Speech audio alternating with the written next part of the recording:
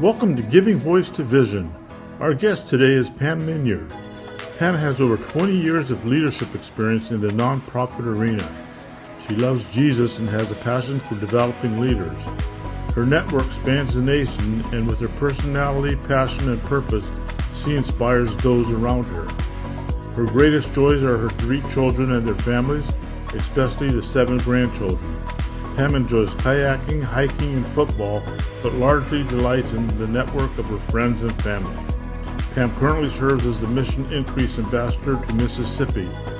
God continues to write her story, and today she will share her story of faith, hope, and love. Let's welcome Pam Minyard.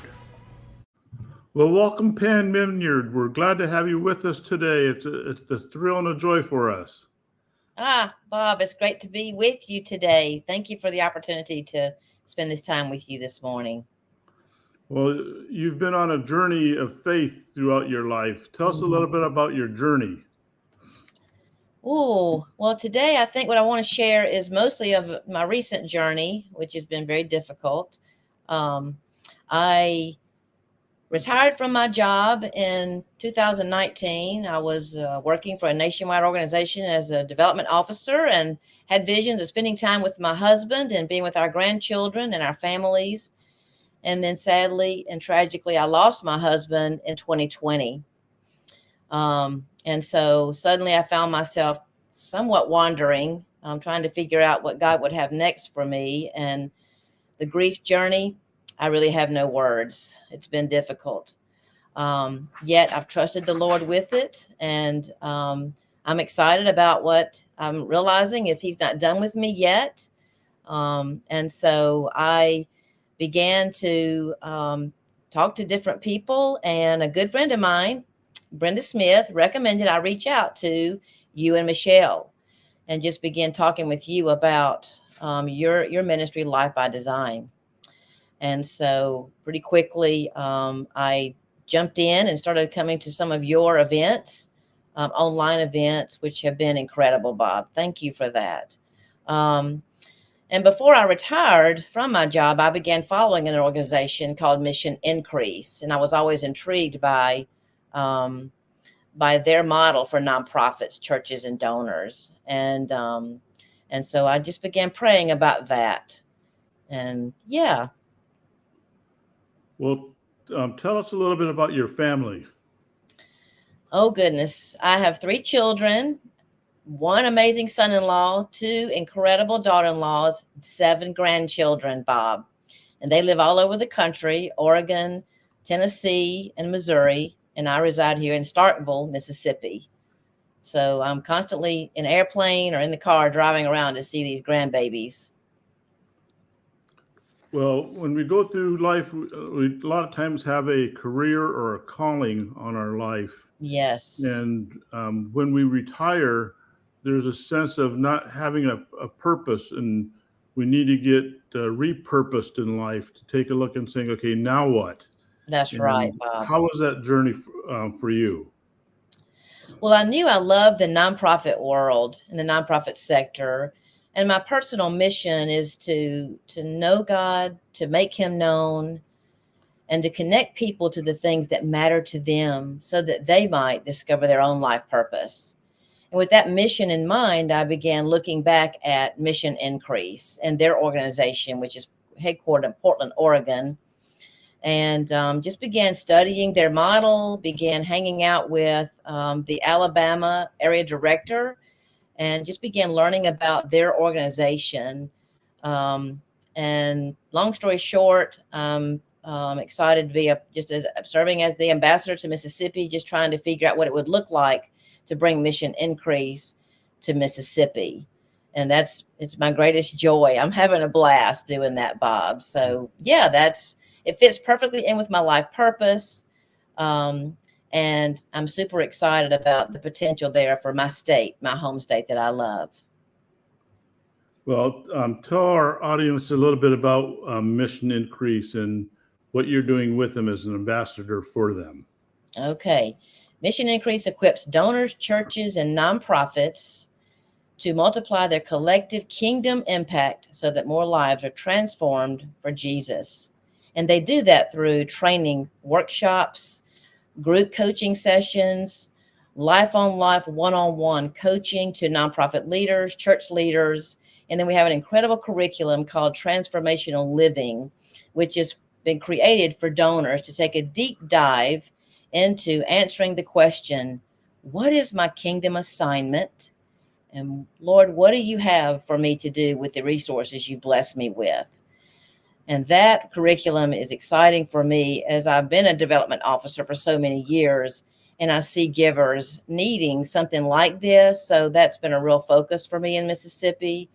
I love the idea of being able to disciple and minister to leaders, especially nonprofit leaders, because I feel like they're kind of lonely. Many of them tell me they're lonely because they are so busy ministering and putting forth their programs that they rarely have anyone really investing in them. And that's the mission increase model. Is there a story that you have of mission increase that you could share as far as just how you've been touched or how someone has been touched by the ministry?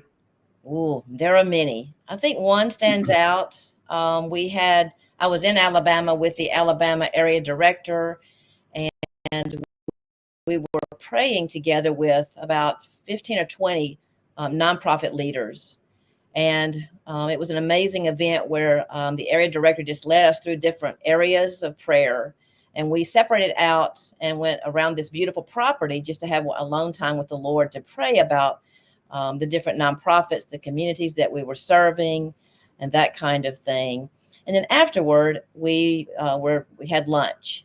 And I just walked around speaking to the different nonprofit leaders in the room and asked them this question: who's investing in you? Hmm. And Bob, I was amazed that they said until Mission Increase came to our area, it was very lonely, that there was no one really investing in us. And so that encouraged me that fits right in with my life purpose, to connect people to the things that matter to them so that they might discover their own life purpose. And I was inspired. And I just became convinced that I wanted to have the Mission Increase model, an area director located in the state of Mississippi somewhere. And while I wasn't sure I was the person, I wanted to be at least be the catalyst to bring this organization to Mississippi. And so I did have the blessing of spending some time in Portland, Oregon. I've gotten a chance to know the founders, Ron Post, Dale and Gail Stockamp, and their incredible laser focus in discipling nonprofit leaders, church leaders, and givers. So I could get going on it, Bob. So I'll let you take charge at this point. Well, Mission Increase seems like a great organization that helps a lot of people, and you're in a role that helps a lot of people. Can you tell us what steps you took in order to make your vision and make this a reality? Because there was no Mission Increase in Mississippi, and you're bringing this message to Mississippi. That's right. Well, you know what, Bob? I drank a lot of coffee, a lot of tea at coffee shops, just beginning to talk to nonprofit leaders here in Mississippi, church leaders here, and givers, just to ask them and expose them to this opportunity for Mississippi to see, is there really a need for it? Because I didn't want to try to recreate something that's already happening in Mississippi. And because I've lived all over the country and I came back to Mississippi several years ago, I wanted to do a little bit of research to see if this is a need in Mississippi. And I felt it myself personally, just from the nonprofits I, as a supporter, give to. But I wanted a bigger picture. So for several years now, I've just really been learning about Mission Increase, spending time with the founders, Dale and Gail Stockamp, spending time with the area directors, getting to know the model really well in Alabama, as I've been able to be mentored basically by Kevin Moore, who is the area director for Central Alabama. And he and his wife have invested many hours in me these last about 5 years, actually. So I feel like we always have to do the work, right, Bob, to decide if this is what God's calling us to. And I think I might be the person. I'm still holding it out loosely, though, trusting the Lord that Right now I'm in the fundraising phase of Mission Increase for Mississippi, and just trusting the Lord with the results, Bob. But I'm having a blast. I'm having a great time. Now, you mentioned you went through some tough times and you went through a period of grief, and grief, continues throughout our life and continues to Yes. be part of our process. But there may be some people who are listening who are going through grief or have been through grief and wondering about their purpose. What advice would you give to them based on what you've been through? What would you tell them as far as kind of get on this a new journey for their life, or looking at what's next? Well, as I said earlier, grief, it's so hard, Bob. And we never get over, I will never get over the loss of my darling husband. But as I began to, it took me a while to get out of bed, to be honest, because I just was so devastated over the loss of him. We'd been married 38 years. We have 3 incredible children, and I loved him desperately, Bob. But I hear him saying, "Steady on, Pam, steady on." So I know that I can't give up. And so I would say to anybody watching, joining us today, steady on. Life goes on, and we have to keep pushing forward. It's hard work, though. The grief journey is hard work, and I don't think it ever ends. Certainly hasn't for me. It's been 4.5 years, but not a day goes by that there's not moments of grief. And so I would say that it's a part of life, and I'm realizing that the Lord's been with me the whole time. He's sovereign in it, and that part's hard for me to wrap my head around, honestly. But I see glimmers of my husband. I see him cheering me on, and I'm thankful for that. And I would just say that the best thing is to trust the Lord. He's got you. And that's what I keep telling myself. Pam Minyard, the Lord's got you, and you can trust him. That's good, Pam. Thank you for sharing that. Yes, thank you. It is tough. And I think admitting that is a big step, that it is tough. And I think those of us that have been through something like this, we tend to look around and feel like, why can't we snap out of it? Why can't we just move forward? But as I've learned, the body, our physical bodies keep the score, Bob. And our bodies, we have to work through it. And that takes a while. Trusting the Lord. Every day, I just have this mental picture as I'm alone now of crawling up into Jesus's lap, leaning in and trusting him, because he's glad to be with me, Bob. And I celebrate that. Great. Well, tell us a little bit about your faith journey. Ooh, my faith journey. I didn't become a believer until I was in my 30s. And I was not raised in a Christian home. And so I had no knowledge of the gospel until I was married, actually. And so people say, surely everybody in the United States has heard the gospel.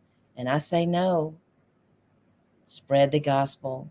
I think of Paul now as I think about that. And I think it's Corinthians. I think I've got it somewhere here. Let's see. Yes. It's actually in Ephesians. It says, pray for me that whenever I open my mouth, words may be given me so that I will fearlessly make known the mystery of the gospel, for which I am an ambassador. Pray I may declare it boldly as I ought to speak, as paraphrased a bit. But that's my heart now, because as a young person in my 20s, as a teen and in my 20s, no one shared the gospel with me, Bob. Now, I wasn't in a church environment, but I do think we need to remember that there are people walking in our midst that have not heard the gospel and understand it.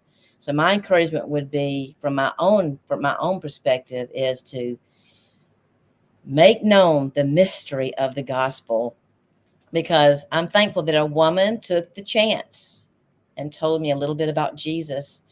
And in the South, we tend to think that if we go to church at Christmas, Bob, we're believers. It's a kind of a cultural thing.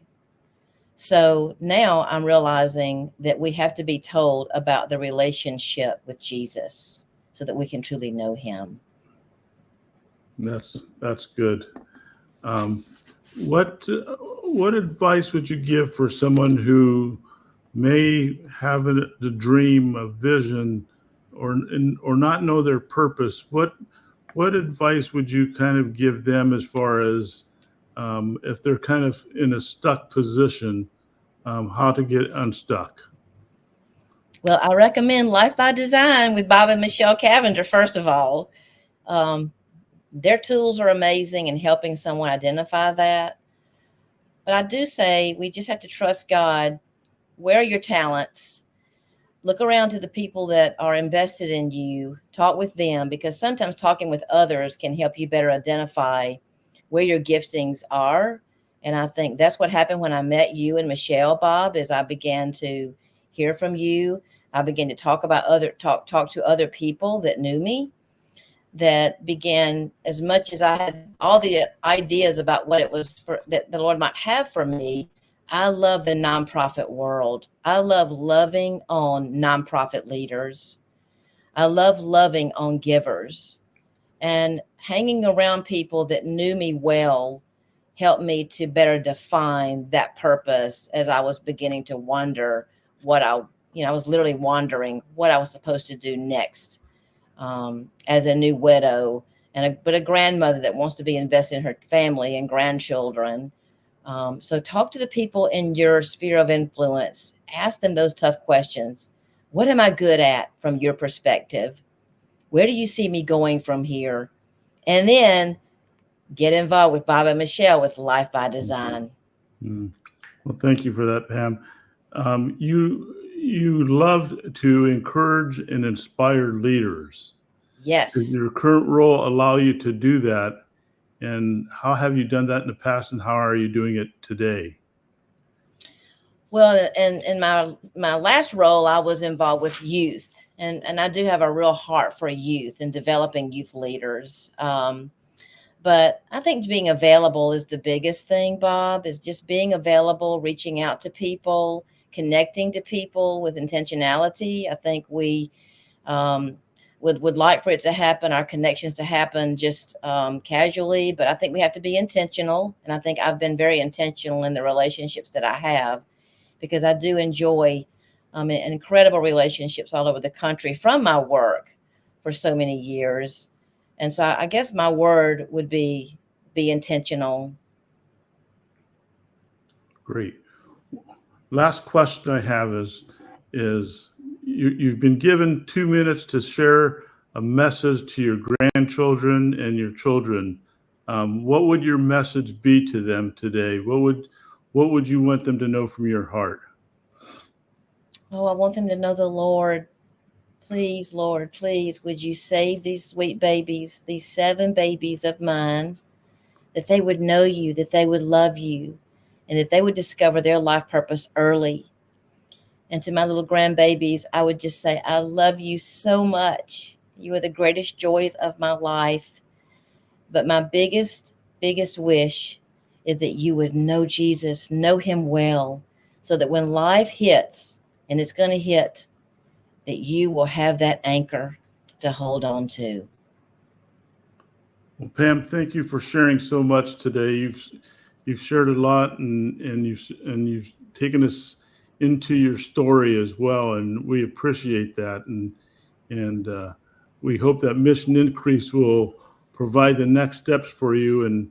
Yes. And the last question I have for you is looking at Mission Increase. What is your hope for Mission Increase in Mississippi? What do you see as the result of what you're doing? Oh, I envision Mission Increase Mississippi launching in 2025. I see many nonprofit leaders coming to workshops, coming to our group coaching sessions. I look forward to coaching them life on life, one-on-one time to specifically target their needs. And I would add that all of this is done free to the nonprofits, okay, because our partners in the community support the area director. So I'm looking forward to being able to invest in those that are telling me that it's lonely at the top in leadership. Well, you've got the personality, you've got the passion, and you know it's part of your purpose. So, Yes. And Bob, I'd just like to say to you and Michelle, thank you for your investment in my life. I'm grateful. well, thank you, and thank you, Pam, for this time together. And we appreciate this interview, and look forward to people hearing it. Yes. Amen. Thanks, Bob.